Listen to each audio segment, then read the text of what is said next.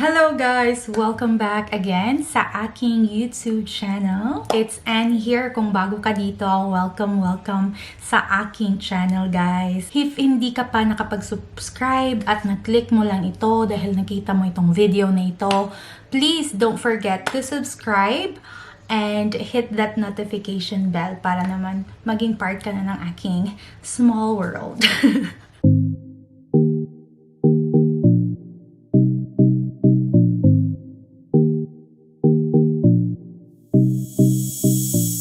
Yes, on today's video, napapansin niyo naman. Okay, so hulaan niyo kung ano ngayon. It's Wednesday and today is my rest day. Kaya naman, kasi taong bahay tayo, naisipan ko namang mag-video ngayon. So, kitang-kita niyo naman, bare face ang aking mukha today. And yan, intact yung aking buhok dyan. Kasi gagawa na naman ako ng makeup. So, previously, gumawa ako ng eyebrow tutorial. Yung mga tutorial ko, tutorial talaga. Nahiya naman ako eh. Expert ka te. Ayan, hindi po ako expert. Disclaimer, hindi po ako expert. Nagmamarunong lang po ako ng makeup. Okay? So, mahilig lang ako mag-makeup kaya ginagawa ko itong video na ito. At gusto kong i-share sa inyo, of course. Post ako ng video ng aking eyebrow routine, kung paano ko ginagawa yung eyebrow routine ko. And I'm pretty sure that I used pencil at that time. Kasi, so, ito yung ginamit ko. It's the NYX Professional Makeup Brow Pencil. And on today's video, guys, since meron na akong pomade, I could use this one to create my brows. So, ipakita ko lang sa inyo kung paano ko siya gagawin. Kung gusto nyong makita kung paano ko gawin itech, then stay tuned to this video and watch me ne. Watch me ne. Watch me ne. Guys, gusto ko ipakita sa inyo. So, nag-lash extension ako the other day. I think Sunday. Yeah, nag-lash extension ako. Kasi dumating na yung aking lash glue. Kung gusto niyo malaman guys kung paano ko to ginawa, actually kuha na siya eh. Natanggal na yung iba. Ayan. So, yeah. Kasi lagi ko siyang kinukot. Basta. Kung gusto niyo malaman kung paano ko ginawa yung aking lash, comment down below guys para naman gawa natin ng video kung gusto niyo makita kung paano ko gawin ito. Without further ado guys, let's go ahead and start our tutorial for today. Ipapakita ko lang sa inyo guys kung ano yung mga kailangan natin. So if you are a beginner like me, ito yung mga kailangan natin, okay? So first off is itong gel, eyeliner gel, pomade gel, any kind of pomade. Ganito yung itsura niya. Ayan, ganyan siya guys. So, any kind. Marami tayong mga product dyan na pomade. So, yeah. Pwede nyo yung gamitin. Next is, kailangan natin ng brush. Ngayon, ang gagamitin kong brush, hindi ko lang alam kung ito. I think ito na lang ang gagamitin ko. And then, kuha lang tayo ng itech. So, any kind of brush na ganito, yan, ganyan yung kanyang itsura. Ayan, pwede mo yang gamitin. Yan. Kasi, yan talaga pang eyebrows talaga yan. At ito, brow brush. Ganyan. Para siyang suklay ng brows. Yan. And then, of course, ang kailangan din natin is a concealer. So, ito yung gagamitin. So, ganyan ang ating mukha today. So, first natin gagamitin, guys, is ito. Kailangan natin i-brush ang ating kilay, okay? So, i-brush lang nandyan. Brush nyo lang yan. So, yan siya. Ay, kapos ang ating kilay ngayon. Ayan. Kuha lang tayo ng product, okay? So, guys, huwag tayong ma-overwhelm sa pagkuha ng product, guys, ha? A little goes a long way, ika nga, diba? So, konti lang ang ating kunin, guys. Huwag tayong ma-pressure.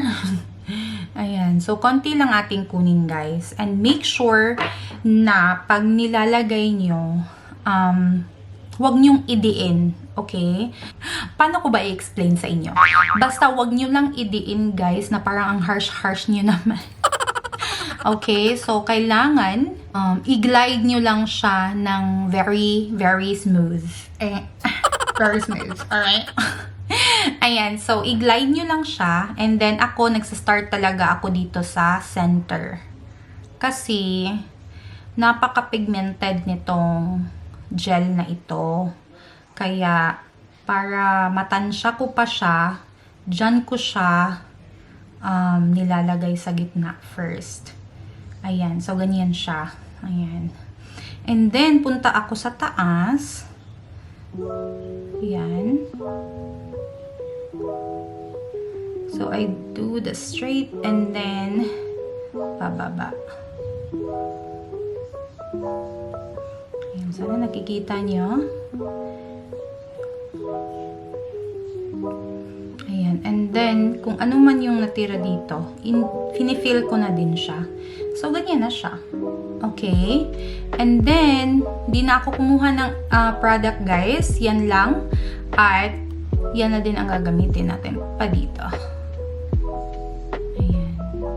So, wag nyong dadagdagan yan. Unless kung wala na talagang product, diba? Kasi konti lang talaga yan, guys. So, para tayong gumawa ng shadow effect dyan. And then, slowly lang talaga, guys. Huwag kayong madali. Kasi, very important yung brows na yan. Charot! Ayan. So, ganyan na siya. Ayan.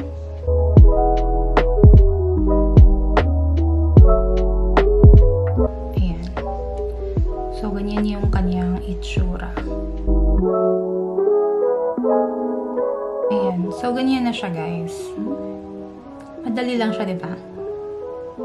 Pagkatapos nating ilagay dyan ang ating brows, guys, gagamit tayo ng concealer. So, with this concealer, kailangan natin ng brush, diba? So, ito yung gagamitin kong brush pala, guys. Yan. So, kuha lang tayo ng product. Okay. So, what I do is, kukuha ako nito. And then, small lang, konti lang. Small.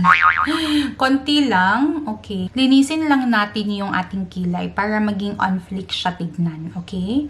So, what I do is, dito nilalagyan ko. Making sure na straight siya. Or, ano ba? Hindi siya... Basta making sure na malinis siya tignan, guys. Okay? So, yan. So, you don't really need to worry kung, ay, lagpas. Ay, ulitin natin kasi lagpas. No, guys. Hindi nyo kailangang ulitin. May concealer naman. Ang concealer talaga ang nagpapalinis ng ating mga kilay. To more look like defined siya. And then, malinis siya tignan. Okay? So, ganyan siya.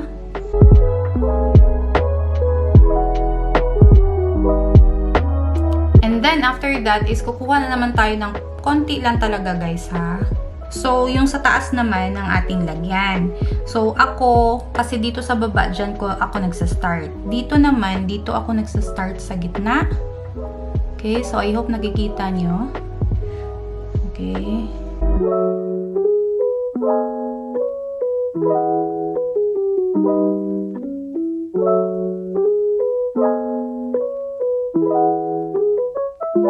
Ayan. So, ganyan lang siya, guys. Kasimple. Charot. Before and then after. Ayan. So, gawin ko na lang yung kabila without talking. Pakita ko lang sa inyo. Okay?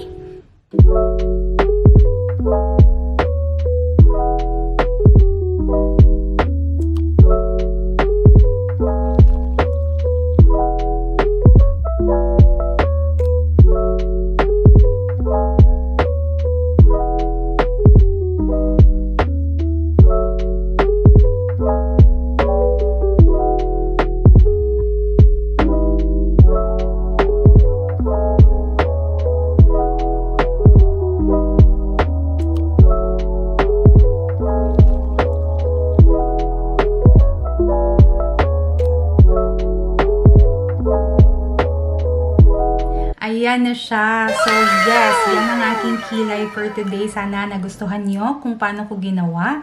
So, ganyan lang ang paggawa ng kilay using a gel brow product. So, yes, very simple and easy. Kayang-kaya nyo yung gawin, guys. Practice lang kayo. Sana nagustuhan nyo itong brows ko for today. And don't forget to like this one. Comment down below, guys. Don't forget to subscribe to my channel if you haven't yet. And see you on my next video. Bye!